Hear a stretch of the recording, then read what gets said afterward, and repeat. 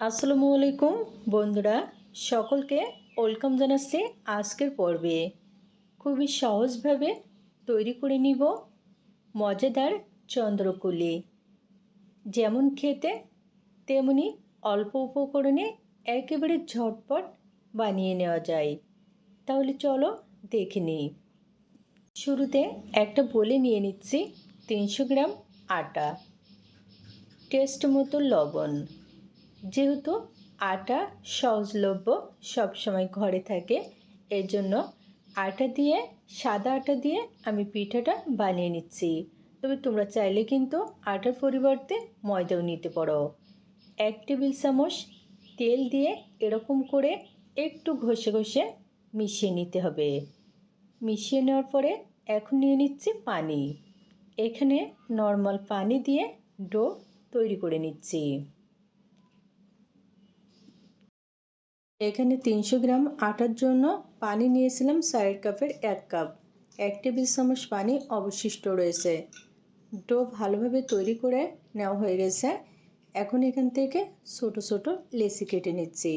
অর্থাৎ আমি যে কয়টি পিঠা তৈরি করব ঠিক সেই কয়টি এরকম ছোট ছোট লেচি কেটে নিচ্ছি। লেচিগুলো এক সাইডে রেখে নিয়ে নিলাম 2 কাপ পরিমাণ নারকেল কোড়ানো, 1 চিমটি লবণ, 100 গ্রাম চিনি, 2 টেবিল চামচ গুঁড়ো দুধ। আজকে কিন্তু চুলায় জাল করে নারকেলের পুর তৈরি করব না, জাস্ট এভাবে আলতো করে মাখিয়ে নিয়ে এই পিঠাটা তৈরি করব। এভাবে চন্দ্রকুলি পিঠাটা তৈরি করলে কিন্তু পিঠাটা খেতে বেশ টেস্টি হয়ে থাকে। এই জন্য হাত দিয়ে ডলে ডলে না মাখিয়ে আলতোভাবে মাখিয়ে নিতে হবে, তা না হলে পানি ছেড়ে দিবে। নারকেলের পুর কিন্তু পিঠার জন্য পারফেক্টভাবে তৈরি হয়ে গেছে। একটা লেচি বোর্ডের উপরে নিয়ে রুটি বেলে নিচ্ছি। আর হ্যাঁ, এই রুটি কিন্তু গোল করে বেলে নিব না, এরকম লম্বা শেপে বেলে নিতে হবে।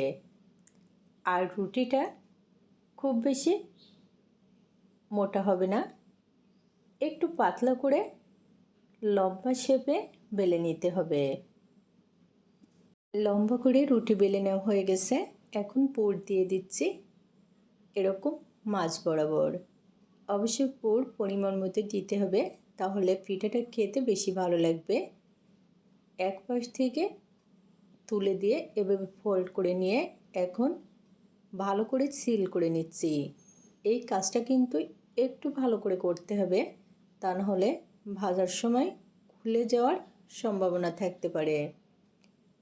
আর হ্যাঁ, এখানে কিন্তু এটা সিল করার জন্য আমি কোনো রকম পানি দেইনি, তবে তোমাদের যদি পানি লাগে সেক্ষেত্রে দিতে পারো। এখন অতিরিক্ত অংশ একটা কাটার দিয়ে কেটে নিলাম।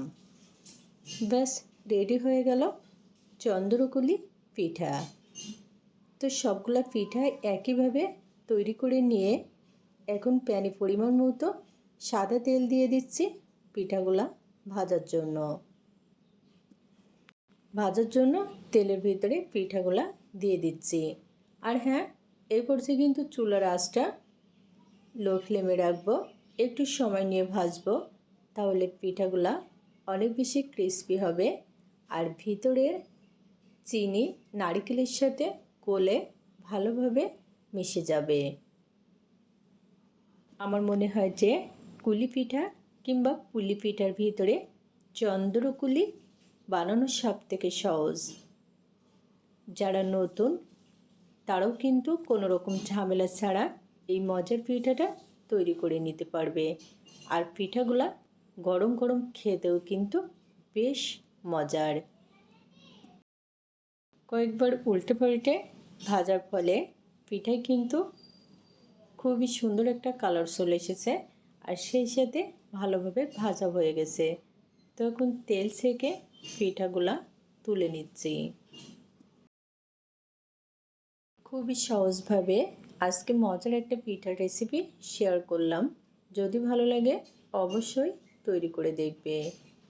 সবাইকে ধন্যবাদ।